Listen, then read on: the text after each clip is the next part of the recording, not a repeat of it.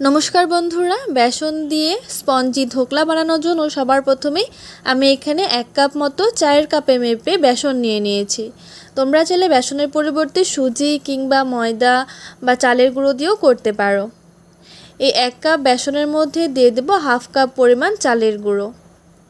এটা অপশনাল, তোমরা চাইলে শুধু বেসন দিয়েও করতে পারো, কিন্তু চালের গুঁড়োটা দিলে এই ধোকলাটা খেতে আরও বেশি সুস্বাদু হয়। দিয়ে দিলাম স্বাদ অনুযায়ী নুন, আর দিয়ে দেবো 1 টেবিল চামচ মতো চিনি। চিনিটা অপশনাল, দিলে একটু ভালো লাগবে, হালকা একটু মিষ্টি মিষ্টি লাগবে খেতে। তারপর এই সব শুকনো উপকরণগুলোকে একসাথে ভালো করে মিশিয়ে নেব।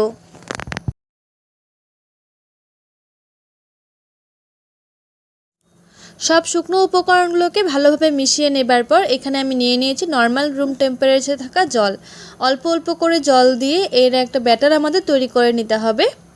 ব্যাটারের কনসিস্টেন্সিটা অবশ্যই খুব বেশি পাতলা কিংবা ঘন হবে না, মিডিয়াম করে রাখতে হবে। তাই অল্প অল্প করে জল দিয়ে বেশ ভালো করে এটাকে ফেটিয়ে নিতে হবে।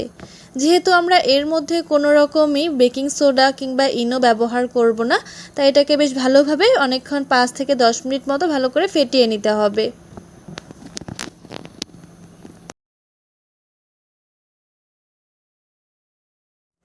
5 মিনিট মতো ভালো করে ফেটিয়ে নেবার পর এর মধ্যে দিয়ে দিলাম হাফ টেবিল চামচ মতো হলুদ গুঁড়ো। এতে করে ধোকলার কালারগুলো খুব সুন্দর আসে। এবার এই হলুদ গুঁড়োটাকে ভালো করে মিশিয়ে নেব। তারপর এই ধোকলাগুলোকে সফট এবং স্পঞ্জি করার জন্য এর মধ্যে 2 থেকে 3 টেবিল চামচ মতো দিয়ে দেব সাদা তেল। এই তেলটা অবশ্যই ব্যবহার করবে যদি তোমরা কোনো বেকিং পাউডার কিংবা বেকিং সোডা ব্যবহার না করে থাকো। এই তেলটা দেওয়ার ফলে কিন্তু ধোকলাগুলো অনেকটাই সফট আর স্পঞ্জি হবে। তেলটাকে ভালোভাবে মিশিয়ে নিলাম। আর তোমরা ব্যাটারের কনসিস্টেন্সিটা দেখে বুঝতেই পারছো, খুব বেশি পাতলা কিংবা খুব বেশি ঘনও হয়নি।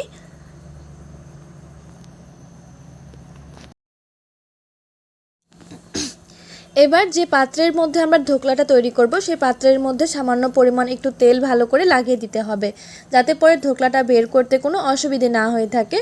এই তেলটা দেওয়ার ফলে খুব ইজিলি কিন্তু ধোকলাটা বেরিয়ে আসবে। তারপর এই পাত্রের মধ্যে বানিয়ে রাখা মিশ্রণটি দিয়ে দিতে হবে। মিশ্রণটিকে দিয়ে একটু ড্যাব ড্যাব করে নেব, যাতে এর ভেতর কোনো হাওয়া থেকে না যায়। এবার অন্য আরেকটি পাত্রে আমি 1 থেকে 1.5 গ্লাস মতো জল দিয়ে দিয়েছি। তারপরে সেই জলের মধ্যে একটা স্ট্যান্ড রেখে এই বাটিটাকে ভাপা দিতে হবে প্রায় 10 মিনিট পর্যন্ত। এই 10 মিনিটের মধ্যে ধোকলাটা একদম পুরো রেডি হয়ে যাবে। 10 মিনিট পর সেই পাত্র থেকে আমি এই ধোকলাটাকে বের করে নিয়েছি। খুব ইজিলি বের হয়ে যাবে, কোনো অসুবিধা হবে না বের করতে। আর তোমরা তারপর এই ধোকলাটাকে নিজেদের পছন্দ অনুযায়ী যে কোনো শেপ দিয়ে নিতে পারো তোমরা। আমি চৌকো চৌকো করে শেপ দিয়ে নেব, তাই সাইডের অংশগুলো একটু কেটে নিচ্ছি।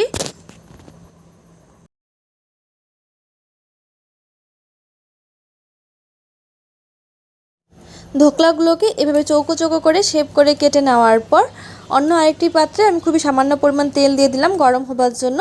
এবার সেই তেলের মধ্যে ফোড়নের জন্য দিয়ে দেব সামান্য পরিমাণ একটু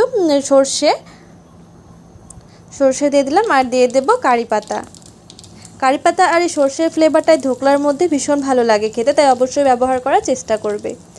এবার এই ধোকলাগুলোকে এর মধ্যে হালকা একটু ফ্রাই করে নেব, এতে করে এই ধোকলার টেস্টটা আরও বেশি বেড়ে যাবে। তোমরা যে কোনো চাটনি কিংবা সসের সাথেও এই ধোকলাগুলো খেতে পারো। তোমাদের এই রেসিপিটি কেমন লাগলো অবশ্যই আমাকে কমেন্টস করে জানিও। ভালো লাগলে চ্যানেলটিকে সাবস্ক্রাইব করে ভিডিওটিতে লাইক করে দিও।